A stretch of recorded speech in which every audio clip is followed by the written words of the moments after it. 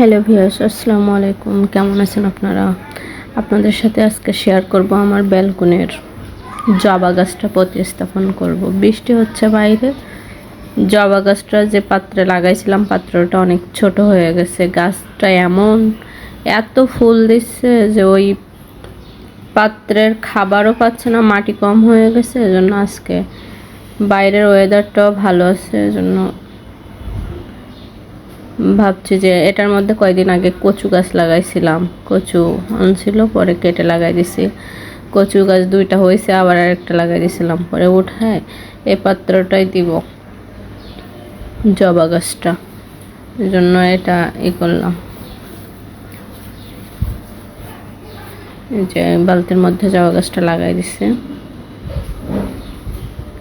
জবা গাছটা এবার পুষ্টিও পাবে, মাটিও অনেক দিছি, মাটিও অনেক হয়েছে। আবার গাছটা এত পরিমাণে ফুল দেয়।